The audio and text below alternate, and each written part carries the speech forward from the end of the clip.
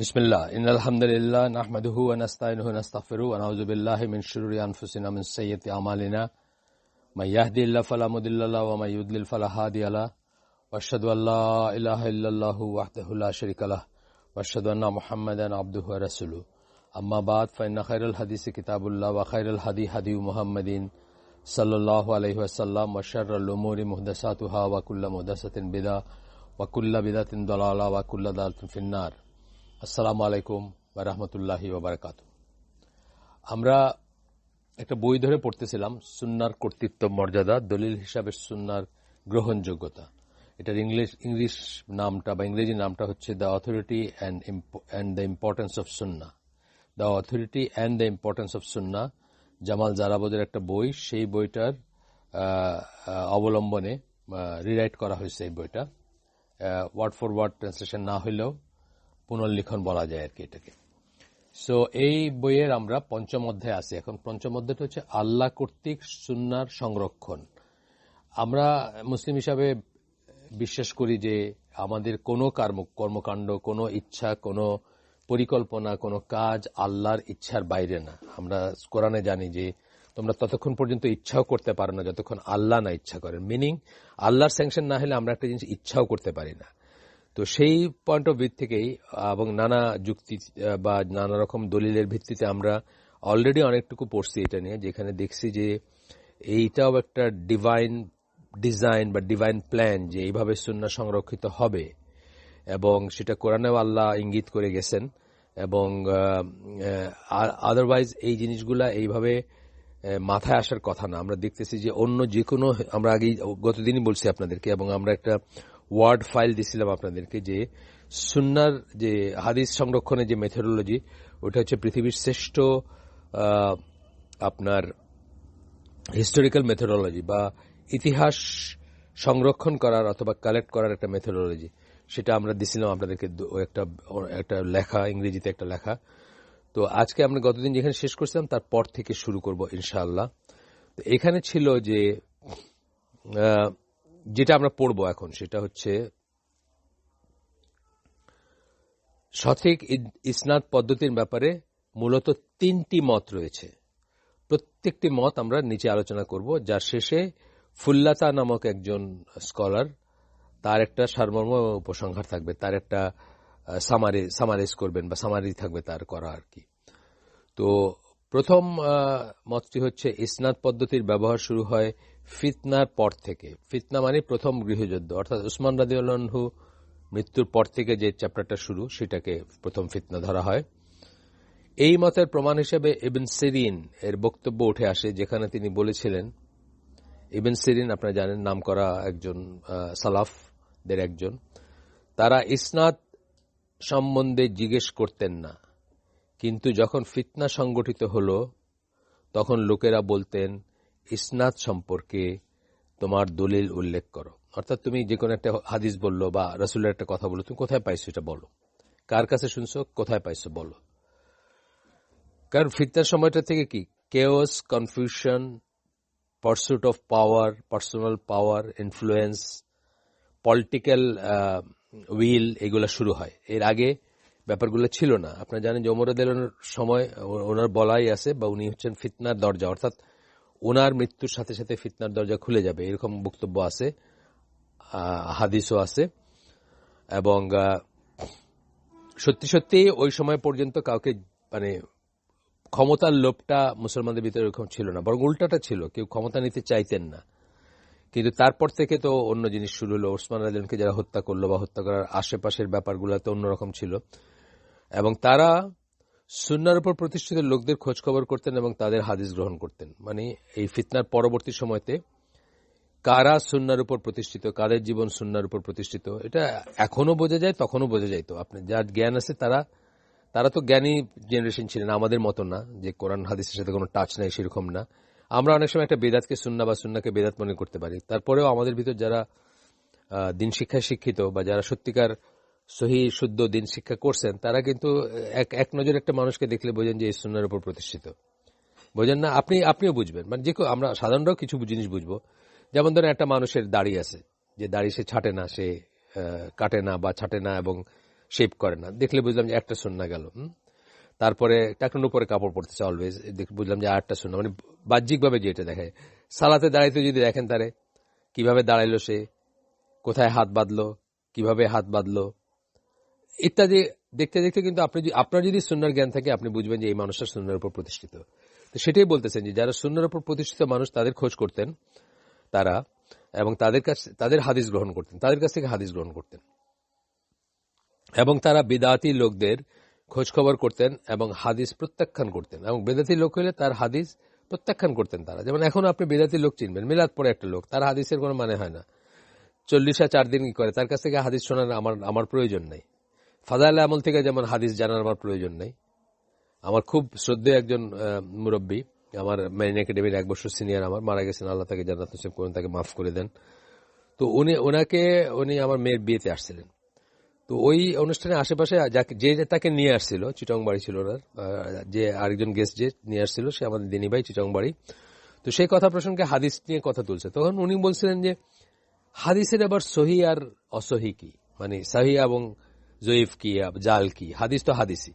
তো মানে এই যে এইটা, মানে কত নাইভ হইলে মানুষ এই কথাটা বলতে পারে, অথচ ওনাকে দেখলে আপনি মনে করবেন একদম মানে জান্নাতের বাসিন্দা মনে হইতো, মানে পাগড়ি, ফর্সা, সুন্দর চেহারা, লম্বা দাড়ি, মানে বাহ্যতে যেটা বলতেছি আর কি। সো কিন্তু আপনি এই ধরনের লোক যখন, তাদের কাছ থেকে আমাদের হাদিস নেওয়ার কোনো প্রশ্নই উঠে না। যারা বিদাতের উপর আছে, বা যারা বিকৃত পথের উপর আছে, বিকৃত দিনের উপর, ডেভিয়েন্ট সেক্ট, বা যারা ডেভিয়েশনের উপর আছে। তো ডক্টর আকরাম জিয়া আল উমরি, ইনি হচ্ছেন একজন Sudanese scholar as far as I know. ওনার বেশ কিছু কাজ আছে, ভ্যারিয়েন্ট রিডিং অফ কোরআন, এটার উপর একটা বই আছে ওনার, খুব সুন্দর বই। আপনাদের যদি কারো উলমুল কোরআন নিয়ে পড়ার বা জানার ইচ্ছা থাকে আপনারা দেখতে পারেন, বইটা বাংলাদেশে পাওয়া যায়। তো ডক্টর আকরাম জিয়া আল উমরি বলতেছেন যে এটা বের করা সহজ নয় যে ইবন সিরিন ঠিক কোন ফিতনাটার কথা বলেছিলেন, কেননা তার বক্তব্য যে কোনো যুদ্ধ, গণ্ডগোল বা বিপর্যয়ের ব্যাপারে প্রয়োগ করা যেতে পারে।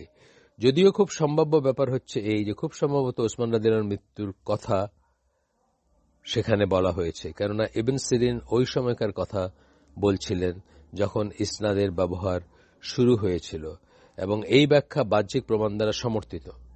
উপরন্তু সেটাই ছিল সবচেয়ে গুরুত্বপূর্ণ এবং সর্বজন বিদিত ফিতনা, এবং কোন শ্রোতার মনে শব্দটি শোনা মাত্র সেটার কথাই আসবে। যে কোনো সময় আমরা মানে প্রথম ফিতনা বা ফিতনার শুরু ইসলামে বললে ওই সময়টাই আসে যে কোনো, মানে আমিও দেখেন এটা না পড়ার আগে আপনাদেরকে বলছি যে ওই সময়টার কথা। সুতরাং এই প্রথম মত বলছে যে ইসনাদ পদ্ধতি শুরু হয়েছিল ফিতনার পরে, যা দিয়ে সম্ভবত ওসমানের মৃত্যুর পরের কথা বোঝানো হচ্ছে। এটা হলো একটা মত, মানে কখন থেকে ইসনাদের প্রচলন শুরু হয় অথবা ইসনাদ ডিমান্ড করতে শুরু করে মানুষজন যখন তাদেরকে হাদিসের কথা বলা হচ্ছে। দ্বিতীয় মতটা হচ্ছে ইসনাদ ইবন সিরিন তাবেঈ ছিলেন, সেকেন্ড জেনারেশন। দ্বিতীয় মত অনুযায়ী ইসনাদ পদ্ধতির ব্যবহার শুরু হয়েছিল আল জুহরির সময়।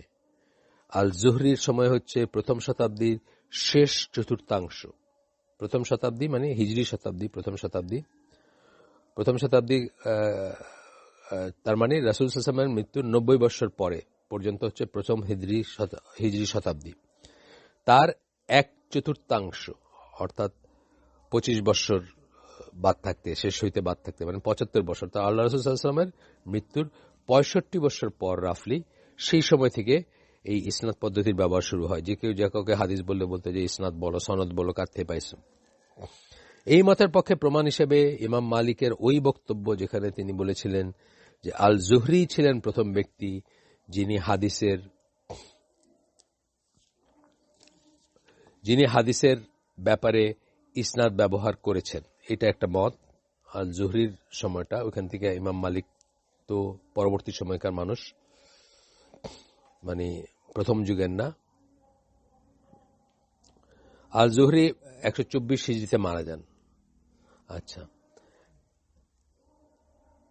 তো এটা পাওয়া যায় হচ্ছে আপনার যে বই থেকে পাওয়া যায় সেটা হচ্ছে আকরাম জিয়া উমারির একটা বইয়ের নাম আছে এখানে। তো সেইটার থেকে এই করছেন, আপনাদের কাছে অত ইম্পর্টেন্ট না এটা।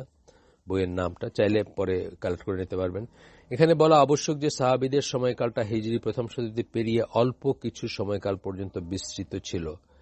মানে প্রথম শতাব্দীর পরে কয়েক বৎসর, প্রথম থেকে শেষ হওয়ার পরেও, অর্থাৎ আল্লাহ রাসূল সাল্লাল্লাহু আলাইহি ওয়াসাল্লামের মৃত্যুর 90 বৎসর পরেও বা আরো কিছু সময়, বেশি সময় পর্যন্ত, 100, আমার কাছে লিখে রাখছিলাম আমি, এটা 110 সেরকম কিছু হবে হিজরি পর্যন্ত, অর্থাৎ আল্লাহ রাসূল সাল্লাল্লাহু আলাইহি ওয়াসাল্লামের মৃত্যুর 100 বছর পরে পর্যন্ত, বা প্রায় 100 বছর পরে পর্যন্ত, 100 না হইলেও 95, মানে আমার এক্স্যাক্টলি মনে নেই, 110 হিজরি বা 107-8 হিজরি এই পর্যন্ত বোধহয় সাহাবীদেরই আছে, কিন্তু আমি এক্স্যাক্টলি বলতেছি না, কমেন্ট করতেছি না, আমি পরে দেখে জানাবো। আমি এটা বের করছিলাম, এমন কাগজে লিখে রাখছিলাম, অন্য কারণে, আপনাদের জন্য না, অন্য ইসের ব্যাপারে।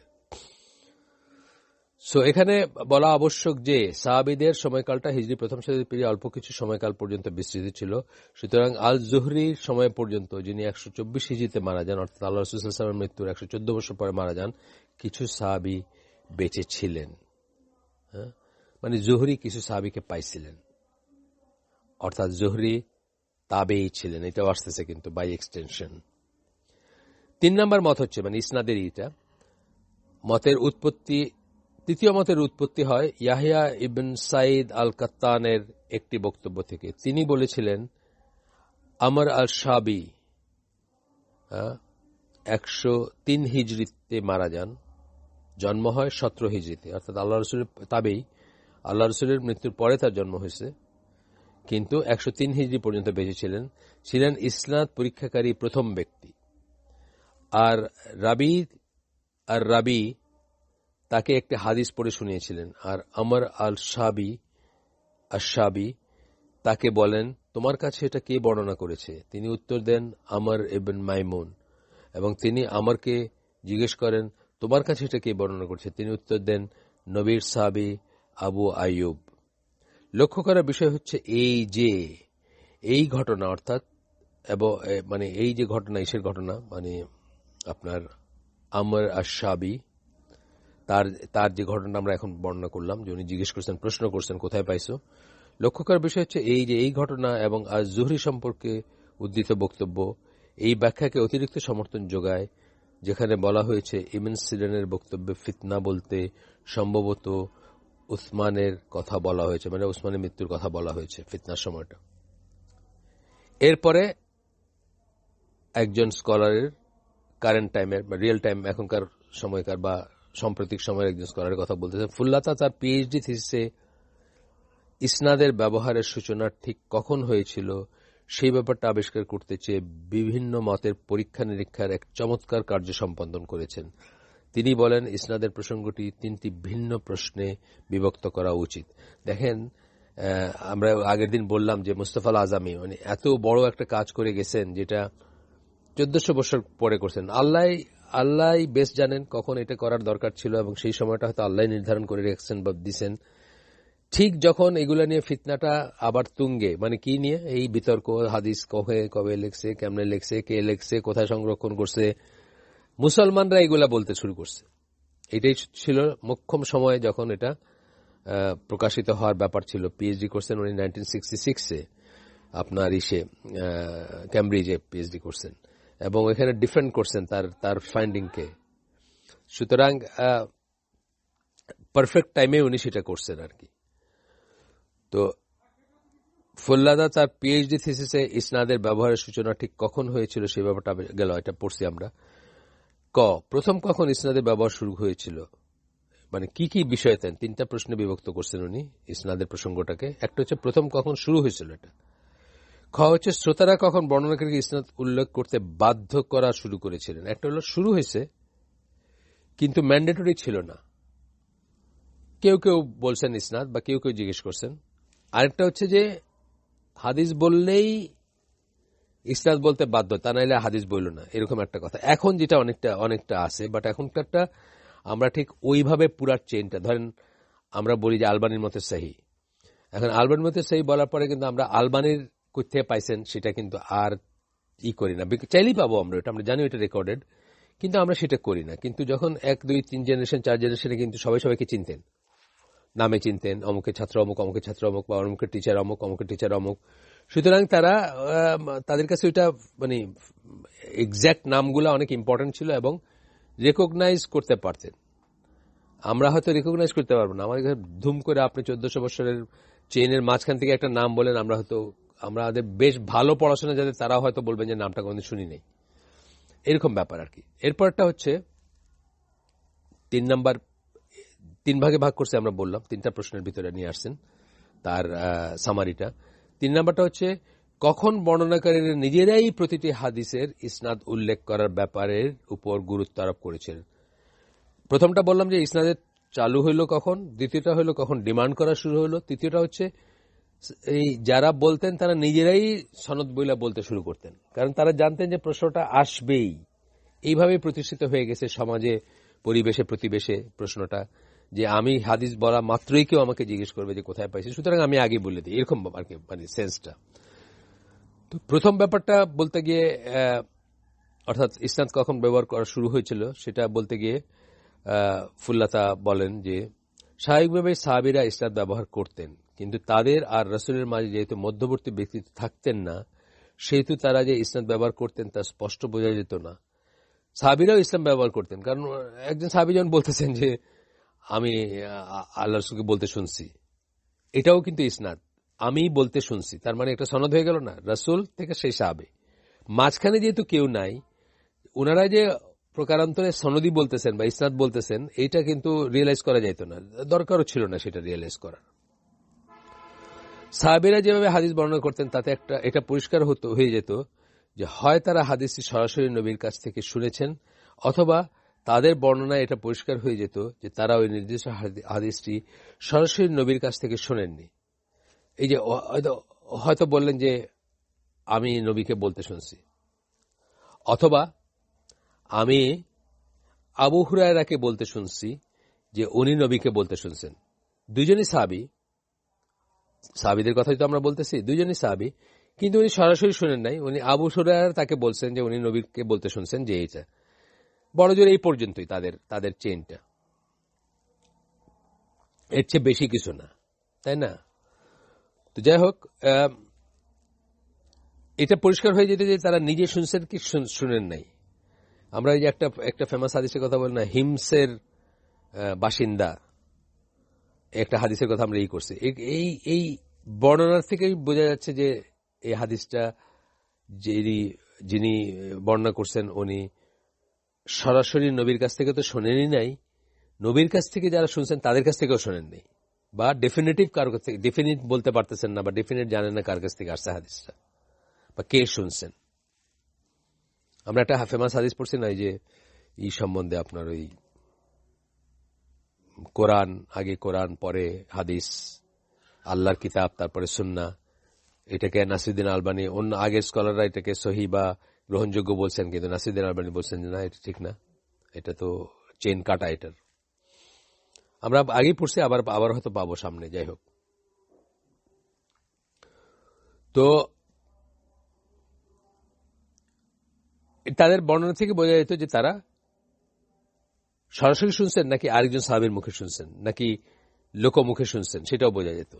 আনাস বিন মালিক রাদিয়াল্লাহু আনহু ইবনে আব্বাসের মতো এমন অনেক অল্প বয়সী সাহাবীগণ যে সব হাদিস বর্ণনা করেছিলেন তা তারা সরাসরি নবীর কাছ থেকে শোনেননি, বরং তারা সেগুলো অপর কোন সাহাবীর মুখে শুনেছেন, যেটা আমি বললাম, আগেই বলে ফেলছি আমি, আরেকজন সাহাবীর মুখে শুনছেন। তারা যখন সরাসরি নবীর মুখে শুনেছেন, যিনি মানে আরেকজন সাহাবীর কাছে শুনছেন, যিনি সরাসরি নবীর কাছে শুনছেন, এইভাবে আসছে হাদিস। এই প্রসঙ্গে ফুল্লাতা বলেন আপনার ফুল্লাতা পুরা নাম হচ্ছে ওমর ইবন হাসান উসমান আল ফুল্লাতা। তো ওনার বইয়ের নাম আছে এখানে আল ওয়িদা ফিল হাদিস। আচ্ছা, তার বইয়ের নাম, ভলিউম টলিউম দেওয়া আছে। এগুলো আমাদের কাছে অত রিলেভেন্ট না, বিকজ আমরা স্কলার না, বা আমরা এগুলা আরবি বইটা খুঁজে বাইর করে ওটা খুঁজতে পড়তে যাব না। তারপরেও যদি কারো ইন্টারেস্ট থাকে বললে সবসময় অ্যাভেলেবল এটা। তো এই প্রসঙ্গে ফুল্লাতা বলেন, তার অর্থ এই নয় যে সাহাবীগণ অথবা তাবেঈগণের তাবেঈগণ প্রত্যেকবার যখন কিছু বর্ণনা করেছেন তখনই তার সাথে ইসনাদ জুড়ে দিয়েছেন, যেটা আমরা বললাম যে এটা একটা আলাদা কোয়েশ্চেন। ইসনাদ সবসময় জুড়েন নেই, সেটা তাড়না বোধ করেন নাই, সেটা প্রয়োজনও বোধ করেন নাই, কারণ তখনও মানুষ মিথ্যা বলতে শুরু করে নাই বা মিথ্যা বলতো না কেউ। পলিটিক্যাল টার্মোইলগুলো শুরু হয় না, ইসলামের ভিতরে ইসলামের শত্রুরা ছদ্মবেশে ঢুকে নাই, আব্দুল্লাহ বিন সাবা তখনও কর্তৃত্বে আসে নাই বা গুটি চালাচালি করতে আসে নাই। এবং পরিষ্কারভাবে তারা কিভাবে হাদিস শুনেছিলেন তা উল্লেখ করেছেন। তাদের কেউ কেউ নবীর কাছ থেকে আসা হাদিস বর্ণনা করেছেন, যদিও তারা সেটা সরাসরি নবীর কাছ থেকে শোনেননি, যেটা আমরা বললাম যে সরাসরি শোনেননি, কিন্তু আরেকজনের কাছে শুনছেন যিনি সরাসরি শুনছেন সেই হিসাবে বর্ণনা করছেন। ফুল্লাতা তারপরে আনাসের উদ্ধৃতি দেন, যেখানে তিনি বলেন, আনাস বিন মালিক তার উদ্ধৃতি, সাহাবী তার উদ্ধৃতি, যিনি আনাস বিন মালিক ও ইবনে আব্বাস দুইজনই রাসূলের হাউজহোল্ডে ছিলেন, রাসূলের খাদেম ছিলেন অথবা রাসূলের গোলাম ছিলেন। গোলাম এই সেন্সে যে সার্ভ করে, যে সেই সেন্সে, কৃতদাস সেন্সে না বা দাস সেন্সে না। আমরা কিন্তু বাংলাদেশে অনেক সময় গোলাম বলতে স্ট্রেট দাস বা কৃতদাস মনে করি, ব্যাপারটা তা না। যারা সার্ভ করে, একটা এইজ আছে যে এই যে বাচ্চারা এই 4 কাপটা আগায় দেয়, পানি এনে দেয়, এইটাকে আমরা গোলাম বলি, এই এইজটাকে। আচ্ছা, তো আনাস বিন মালিকের একটা উদ্ধৃতি এখানেই করতেছেন, আমরা রাসূল সাল্লাল্লাহু আলাইহি ওয়াসাল্লামের কাছ থেকে আসা যা কিছু তোমাদেরকে বলি তার প্রত্যেকটাই যে আমরা তার কাছ থেকে সরাসরি শুনেছি এমন নয়। আনাস বিন মালিক বলতেছেন, তার লিসেনারদেরকে, তার অডিয়েন্সকে বলতেছেন। ইনারা এক একজন জ্ঞানের উৎসের আধার ছিলেন। মানুষজন তাদের কাছ থেকে মানে পানি পান করার মতো করে জ্ঞান পান করার চেষ্টা করতো আর কি। মানে এত ইন্টারেস্ট নিয়ে মানুষ তাদের কথা শুনতো, তাদের অডিয়েন্স যারা হইতো বা হইতো, বিশেষ করে মানে প্রমিনেন্ট যারা হাদিস এবং কোরআনের ছিলেন, এক্সপার্ট ছিলেন। বরং আমাদের সাহাবীরা একটা জিনিস, যে তখনকার জ্ঞান অর্জন বলতে তারা শুধু এটাকেই জ্ঞান অর্জন বুঝতেন, তারা অন্য কিছুরই বুঝতেন না। অন্য কিছু আছে, ঠিক আছে, প্রয়োজন আছে, কুয়ার থেকে কিভাবে 1 বালতি পানি তুলতে হবে, কপি কল লাগাইতে হবে, এটা একটা টেকনোলজি বা টেকনিক্যালিটিকে মনে করতেন। কিন্তু তারা জ্ঞান বলতে তখন আল্লাহর জ্ঞান, আল্লাহ সম্বন্ধে জ্ঞান, রাসূলের কথার জ্ঞান, হাদিসের জ্ঞান, ইসলামের জ্ঞান, শরীয়তের জ্ঞান বুঝতেন তারা। বরং আমাদের সাহাবীরা সেগুলো আমাদের কাছে বর্ণনা করেছেন। কাদের সাহাবী? আনাস বিন মালিকের সাহাবী। আনাস বিন মালিকের সাহাবী কারা? অন্য সাহাবীরা যারা রাসূলের সাহাবী এবং তাদের সাহাবী, মানে কমন আর কি, যে এই জেনারেশন একটা, মানে যারা রাসূলকে, সাহাবীর ডেফিনেশন তো আমরা পড়ছি, যারা রাসূলের সাথে থাকছেন, ঈমান এর অবস্থায় থাকছেন এবং ঈমান নিয়ে মারা গেছেন, তাদেরকে আমরা সাহাবী বলি। যখন দেখছেন বা সাথে ছিলেন তখন ঈমান থাকতে হবে। মানে একটু ফাইনাল ডেফিনিশন যদি আমরা যাই, যে আজকে রাসূলের সাথে কথা বলছেন কিন্তু ঈমান আনেন নাই, নিজের গোত্রে ফিরে গেছেন, তারপরে 1 মাস পরে ঈমান আনছেন, আর কোনোদিন রাসূলের সাথে দেখা নেই, উনি কিন্তু সাহাবী না। যখন ঈমান আনছেন তখন রাসূলের সাথে ছিলেন বা ঈমান আনা অবস্থায় রাসূলের সাথে ছিলেন এবং তারপরে ঈমান নিয়ে মারা গেছেন, এই ধরনের মানুষকে বা এই ধরনের আমরা সাহাবী বলি। আর সাহাবীরা একে অপরের সাহাবী মানে তো কম্পেনিয়ন, একে অপরের কম্পেনিয়ন অফকোর্স। এবং আমরা এমন ব্যক্তিবর্গ যারা একে অপরের ব্যাপারে মিথ্যা কথা বলে না, এইটাই হচ্ছে ইম্পর্টেন্ট কথা।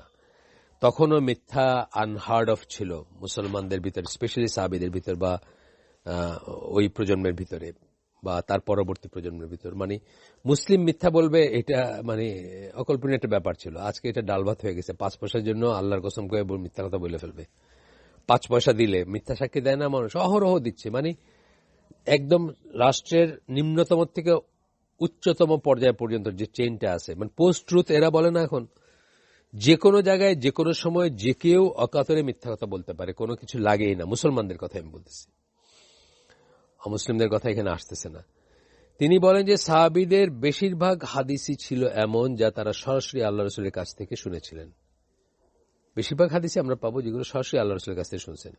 সুতরাং ইসনাদ পদ্ধতির প্রথম ব্যবহার ছিল সাহাবীদের সময়, যদিও এটা বলা যেতে পারে সেটা সম্বন্ধে হয়তো তারা সচেতন ছিলেন না। ট্রু, সচেতন ছিলেন না, দরকার নাই তো, আমি রাসূলকে বলতে শুনছি। এটার ভিতরে এটা বুঝতেছেন না যে এটার ভিতরে আসলে ইসনাদ হয়ে গেল, রাসূল, আবু হুরায়রা, চেইন হয়ে গেল একটা, এন্ড দেন যিনি শুনতেছেন তিনি। আল জুহরি সম্বন্ধে মালিকের বক্তব্যের প্রসঙ্গে আল ওমরি বলেন, মানে জিয়া আল ওমরি বলতেছেন, এর অর্থ এই নয় যে জুহরির পূর্বে ইসনাদের অস্তিত্ব ছিল না। বাস্তবে সাহাবীদের জীবদ্দশায় লোকে ইসনাদ সম্বন্ধে জিজ্ঞাসা করতে শুরু করেছিল এবং সেই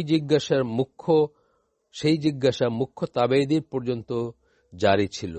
কিন্তু আল জোহরির সময়ে লোকে ইসনাদ উল্লেখ করার ব্যাপারে ব্যাপক গুরুত্ব আরোপ করতে শুরু করছে, মানে সাধারণ মানুষ। তার আগে হয়তো যারা আপনার সাহাবী জীবদ্দশায় ইসনাদ বলতেছেন এবং জিজ্ঞেস করতে শুরু করছে, এবং জিজ্ঞাসা মুখ্য তাবেই, মানে তাবেঈদের ভিতরে যারা স্কলারলি ছিলেন, তারা সেটা রেকর্ড করছেন, তারা সেটা জানতে চাইছেন কে লিখছে, কে এই করছে। কিন্তু গণমানুষও বা সাধারণ মানুষও একটা সবাই বা একটা জলসায় বা একটা দিনের মজলিসে কেউ একজন একটা হাদিস বললেন যেটা শোনা লাগতেছে না অথবা খুব পরিচিত না, তখন সাধারণ মানুষ জিজ্ঞেস করতে শুরু করছে যে এটার চেইন কি, কে বলছেন, এটা কোত্থেকে আসছে। আচ্ছা, এবার এর প্রসঙ্গে আসা যাক। অর্থাৎ শ্রোতাগণ বর্ণনাকারীকে ইসনাদ উল্লেখ করতে বাধ্য করতে শুরু করেছিলেন কখন? ফুল্লাতা উল্লেখ করেছেন, আবু বকর রাদিয়াল্লাহু আনহু ছিলেন প্রথম ব্যক্তি যিনি বর্ণনাকারীকে তার বর্ণনার নির্ভরযোগ্যতা প্রমাণ করতে বাধ্য করেছিলেন। কেননা কখনো কখনো তিনি কেউ একটা হাদিস উপস্থাপন করলে সাক্ষ্য প্রমাণ ছাড়া সেই হাদিস গ্রহণ করতে চাইতেন না। তাইলে দেখেন, আবু বকর রাদিয়াল্লাহু আনহু তো একদম প্রথম, নবীর মৃত্যুর পরের প্রথম 2 বছর, তাই না, 2 বছর 3 বা 2 বছর প্লাস, সেই সময় কিন্তু উনিও জিজ্ঞেস করতে শুরু করছেন। হয়তো গণভাবে জিজ্ঞেস করা শুরু হয় নাই, কিন্তু উনি জিজ্ঞেস করতে শুরু করছেন। ওমর রাদিয়াল্লাহু আনহু এরকম করতেন, তার কাছে একটা হাদিস অপরিচিত হইলে তিনি এটার চেইন কোথায় পাইছেন, কে বর্ণনা করছেন, এটা জিজ্ঞেস করতেন। এটা করে তারা এই ব্যাপারটা পরিষ্কার করে নিতে চাইতেন যে বর্ণনাকারী ব্যক্তি সরাসরি রাসূলের কাছ থেকে হাদিসটি শুনেছেন কিনা, যিনি বর্ণনা করতেছেন উনি শুনছেন কিনা, নাকি উনি একটা আর কারোর কাছে শুনছেন, আর কারোর কাছে শুনে সেই লোকটা কে, অ্যান্ড সো অন, নাকি মধ্যবর্তী কোনো ব্যক্তির মাধ্যমে বর্ণনাটি তার কাছে এসেছে, এটা কনফার্ম করতে চাইতেন। তাদের মুখ্য উদ্দেশ্য ছিল কোনো একটি বর্ণনা সঠিক বা শুদ্ধ কি না সেটা নিশ্চিত করা। যদিও তা করতে গিয়ে না চাইলেও তারা বর্ণনাকারীকে তার হাদিসের ইসনাদ সম্বন্ধেই জিজ্ঞাসা করছিলেন। ইসনাদের কনসেপ্টটা তো ওয়েল ডিফাইন্ড ছিল না তখন, কিন্তু আসলে কিন্তু ইসনাদই জিজ্ঞেস করতেছেন তুমি শুনছো, তুমি শুনো নাই, তাহলে কার কাছে শুনছো, ধরেন এই কথাটা। আসলে ব্যাপারটা কি দাঁড়ালো, ব্যাপারটা ইসনাদই হইল, কিন্তু বাট হয়তো অত চিন্তা করে বা থিওরিটিক্যাল লেভেলে ওইরকম চিন্তা করে এটাকে ইসনাদ বলে আমি জিজ্ঞেস করছি, এই বোধটা হয়তো তাদেরও ছিল না। সুতরাং তাদের সময়টাতে, অর্থাৎ নবীর মৃত্যুর ঠিক পরপর আবু বকর রাদিয়াল্লাহু আনহু, ওমর রাদিয়াল্লাহু আনহু সময়টাতে বর্ণনাকারীর ইসনাদ উল্লেখ করার চাপ প্রয়োগের প্রথম সূচনা হয়েছিল। তখন থেকে একটা ডিমান্ড আসতে পারে, যিনি বর্ণনা করতেছেন তার একটা পসিবিলিটি শুরু হয়ে গেছিল। চতুর্থ খলিফা অর্থাৎ ফিতনার সময়কার খলিফা আলী রাদিয়াল্লাহু আনহু কখনো কখনো কোনো বর্ণনাকারী ব্যক্তিকে এ ব্যাপারে হলফ করতে বাধ্য করতেন যে সে বর্ণিত হাদিসটি নিজে সরাসরি নবীর কাছ থেকে শুনেছে। তার সময় তো সাহাবীরা ছিলেন, কেউ একটা হাদিস বলতেছেন, তখন তাকে অনেক সময় হলফ করে, অর্থাৎ কসম খাইরা বলতে বা প্রমিস করে আল্লাহর নামে বলতেন যে তুমি নিজে শুনছো এটা। স্পষ্টতই তারপরে বর্ণনাকারীর জন্য ইসনাদ উল্লেখ করার প্রয়োজনীয়তার ব্যাপারটা অব্যাহতভাবে চলতে থাকে, মানে আরো বাড়তে থাকে। যত সময় গেছে সেই ডিমান্ডটা আরো বাড়বে ন্যাচারালি, কারণ মানুষের ইমান ডিপ্লিট করতেছে, মানুষ স্বার্থপর হচ্ছে, মানুষ ক্ষমতা লোভী হচ্ছে, মানুষ একে অপরের সাথে যুদ্ধ করতেছে, মুসলমানরা একে অপরকে কাফের ব্র্যান্ড করতেছে। সুতরাং আরো বেশি প্রয়োজনীয় হয়ে পড়ল। তারপরে ইবন সিরিনের বক্তব্য থেকে আমরা যা বুঝি সেটা হচ্ছে এই যে ফিতনার পর থেকে হাদিসের ব্যাপারে আগ্রহী যে কারো জন্য ইসনাদ সম্বন্ধে জিজ্ঞাসা করাটা নিয়মিত প্রথায় পরিণত হয়েছিল, একদম নিয়মিত প্রথায় পরিণত হয়েছিল। এখনো কিন্তু আছে ব্যাপারটা, এখনো আছে। কিন্তু এই 2 দিন আগে একজন আমাকে একটা হাদিস সম্বন্ধে জিজ্ঞেস করলো, আমি নিজে খোঁজ করলাম, আমার ছেলেকে বললাম, আকরামুজ্জামান বিন আব্দুল সালামকে আমি ফোন করলাম। তো এই যে বুঝলাম, এই যে ব্যাপারটা এখনো জারি আছে, এবং এই প্রশ্নের সম্মুখীন হয়ে বেশ জ্ঞান লাভ হইল যে এই হাদিসটা কোন কোন চেনে আসছে, কে কে কি বলছেন। যে জিয়াউর রহমান আজামি উনি তার বইয়ে সহি বলছেন, তারপরে ইমাম কি বলে নাসিরুদ্দিন আলবানী এটাকে হাসান বলছেন এই হাদিসটা, আরো কে কি বলছেন, এটার একটা হয়ে গেল আর কি, মানে রিভিশন হয়ে গেল। এটা সবসময়ের জন্য আছে, যে কোনো সময় যে কোনো হাদিস নেওয়া, ওই সময়ের পর থেকে নিয়ে আজ পর্যন্ত যে কেউ প্রশ্ন তুলতে পারেন। কেউ ফিতনার জন্য তো করে, চালাক মানুষরা ফিতনা করতে করে, মানে চালাক মানুষদের কাছে ধরেন মানে কাউকে বিভ্রান্ত করতে গেলে কি মানে একটা একটা কমন বলি আমি যে সিয়াসিত্তা আমাদের দেশের মানুষের অন্তরে বা মানুষের হৃদয়ে সিয়াসিত্তার একটা আলাদা পজিশন আছে। তো কাউকে বিভ্রান্ত করতে গেলে এটা সিয়াসিত্তার নাই, এই কথাটা বললেই কিন্তু তার একটা ইমানের লেভেলে একটা একটা একটা চিড় ধরে গেল পড়লে। ইমান বলতে মানে ওইটার উপর ইমান, ওই হাদিস বা ওই স্টেটমেন্টের উপর ইমান। ও সিয়াসিত্তা নাই, এত বড় একটা কথা সিয়াসিত্তা নাই, কি করে হয়? না, এটা কোনো ব্যাপার না, থাকতেই হবে এমন কোনো কথা নাই। বহু বহু অত্যন্ত ইম্পর্টেন্ট, ইসলামের অত্যন্ত ইম্পর্টেন্ট ব্যাপারের হাদিস বা বর্ণনা আছে যেটা সিয়াসিত্তা নাই, কিন্তু স্কলাররা সবাই সেটাকে সহি বা একেবারে অকাট্য বলে ধরছেন। তো যাই হোক, এটা আমাদের মতো কমন মানুষের জেনে রাখা উচিত, যেন আমরা স্টার্টল না হয়ে যাই বা আমরা হতবিহ্বল না হয়ে যাই যে তাই তো এই জিনিসটাকে আমি এত ইম্পর্টেন্ট মনে করি, সেটা সিয়াসিত্তা নাই, এটাকে হইতে পারে নাকি, এরকম যেন না মনে করি। তো কিন্তু তার বক্তব্য ফিতনার আগেই আবু বকর রাদিয়াল্লাহু আনহু এবং ওমর রাদিয়াল্লাহু আনহুর খেলাফতের সময়টাই ইসনাদ ব্যবহারের যে দৃষ্টান্তের কথা আমরা উল্লেখ করেছি কোনোভাবেই সেটার বিরোধিতা করে না।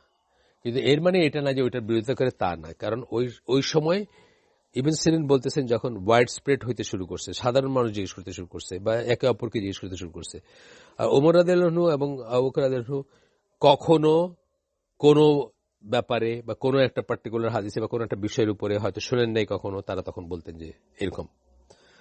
আচ্ছা, তৃতীয় এটা হচ্ছে ফুল্লাতার তৃতীয় প্রশ্ন যেটা সেটার হচ্ছে মানে সেটার ব্যাপারে তার কথা হচ্ছে। তৃতীয় প্রশ্নটা ছিল কি, কখন বর্ণনাকারীরা নিজেরাই প্রতিটি, একটা হলো জিজ্ঞেস করা, এখন এতক্ষণ শুনলাম জিজ্ঞেস করতে শুরু করছে, আর এখন ওরা নিজেরাই প্রত্যেকটা মানে বর্ণনাকারী জানতেন যে এই কোয়েশ্চেনটা আসবেই, তাকে জিজ্ঞেস করা হবে যে এটা কোথায় পাইছে, সুতরাং আগেই তারা ওটা দিয়ে সনদ দিয়ে শুরু করতেন।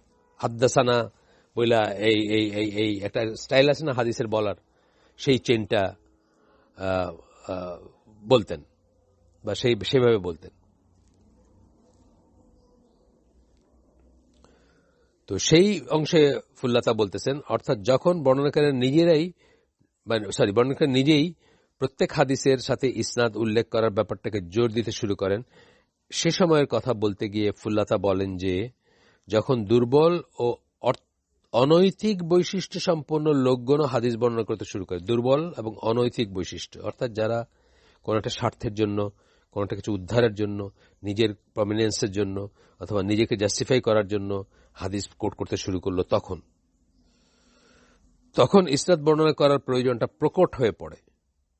এই সময় থেকে বর্ণনাকারীগণ নিজেরাই নিশ্চিত করতে শুরু করলেন যে তিনি যে হাদিস বর্ণনা করেছেন তার ইসনাদ উল্লেখ করবেন, মানে ইসনাদ উল্লেখ করাটা নিজেরাই করতে শুরু করলেন, যেন প্রশ্নের সম্মুখীন না হন বা হওয়ার আগেই বলে দিলেন। আর আমার হাদিস বর্ণনা করতেন এবং তারপর বলতেন এখন সবচেয়ে গুরুত্বপূর্ণ ব্যাপারটা আসছে, এবং এই বলে তিনি ইসনাদ উল্লেখ করতেন, অর্থাৎ হাদিসটা কোথায় পাইছেন কি, মানে তারাই সেটা করতেন, নিজেরাই করতেন, প্রশ্ন কেউ জিজ্ঞেস করার আগেই করতেন। আল শামের আল ওয়াহিদ ইবন মুসলিম বলেন, একদিন আল জুহরি বললেন, তোমাদের সমস্যাটা কোথায় যে আমি তোমাদের সবচেয়ে গুরুত্বপূর্ণ অংশটা ছাড়াই হাদিস বর্ণনা করতে দেখি, অর্থাৎ তোমরা কেন ইসনাদটা বলে দাও না, এটা ছাড়া হাদিস বর্ণনা করো কেন? সেই দিনের পর থেকে আমাদের সঙ্গী সাথীরা আর শামের লোকজন আর কি মানে সিরিয়াল লোকজন ইসনাদ উল্লেখের ব্যাপারে নিশ্চিত করত, অর্থাৎ ইসনাদ উল্লেখ ছাড়া হাদিস বর্ণনা করতেন না। যারা ইসনাদ ছাড়া হাদিস উল্লেখ করত তাদের কাছ থেকে হাদিস শুনে থাকলে স্কলাররা তাদের ছাত্রদের তিরস্কার করতেন, দলিল ছাড়া যারা কথা বলতো। এখনো সেটা ভ্যালিড, কিন্তু এখন যেটা আমরা করি, নাসিরুদ্দিন আলবানীর মতে এটা সহি বললাম, মাশহুর হাসান সালমান বলছেন এটা সহি, মানে এই ধরনের কিছু অথরিটি আছে, তাদের পর্যন্ত আমরা যখন দেখলাম যে তারা সহি বলছেন, তারপরে যদি আমরা তাদের তাকিক দেখি, তাদের দেখি, আমরা পুরা চেইনটা পেয়ে যাব ইনশাআল্লাহ। সত্যি বলতে গিয়ে ইসনাদ বিন হাদিসকে তারা প্রত্যাখ্যান করতেন। ইবনে আসাদ বলেন, এমন কারো কাছ থেকে হাদিস গ্রহণ করো না যে বলে না যে তিনি আমাদের কাছে বর্ণনা করেছিলেন, অর্থাৎ যে কার কাছ থেকে শুনছে এটা বলে না। এমন কারো কাছ থেকে হাদিস গ্রহণ করো না যে বলে না যে তিনি আমাদের কাছে বললেন, অর্থাৎ বর্ণনাটা ইসনাদ ছাড়া হয়, যদি হয় তাহলে হাদিস গ্রহণ করতে নিষেধ করতেছেন ইবনে আসাদ। আচ্ছা, এগুলো সবই কিন্তু আমরা ফুল্লাতার থিসিস থেকে আমরা করতেছি, তার থেকে আমরা নিচ্ছি বা তার কথাগুলো আমরা বলতেছি। অর্থাৎ যে বর্ণনাটা ইসনাদ ছাড়া হয়, আচ্ছা যাই গেল, হাদিস ছাড়াও অন্যান্য ক্ষেত্রেও যেমন ইতিহাস, তাফসির, কবিতা ইত্যাদির বেলায়ও মুসলিমরা ইসনাদের দাবি উপস্থাপন করতে শুরু করে। ইতিহাস, হাদিস ছাড়াও কোন একটা ইতিহাস বর্ণনা করতেছে। অনেক গালগপ্প আছে না, বিষাদ সিন্ধু গালগপ্প, সনদ কোথায় পাইছেন, তাইলে বাইর হয়ে যেত যে সব গালগপ্প।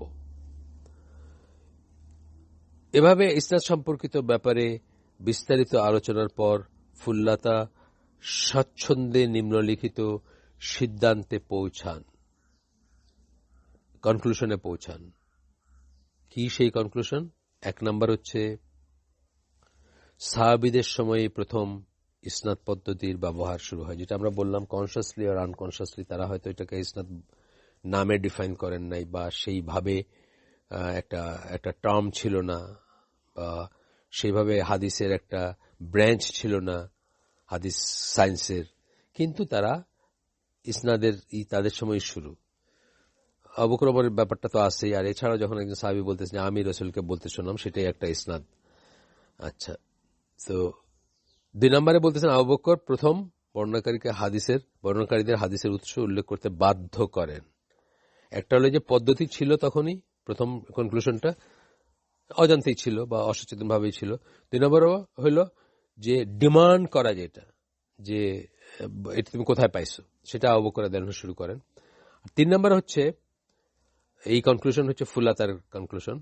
3 নম্বর হচ্ছে উপরে উল্লিখিত 1 এবং 2 এর ধারাবাহিকতায় বর্ণনাকারীগণ নিজেরাই ইসনাদ উল্লেখ করার ব্যাপারে জোর দিতে শুরু করেন। এই সব কিছু ফুল্লাতার বই থেকে বা ফুল্লাতার কাছ থেকে উদ্ধৃত হইল।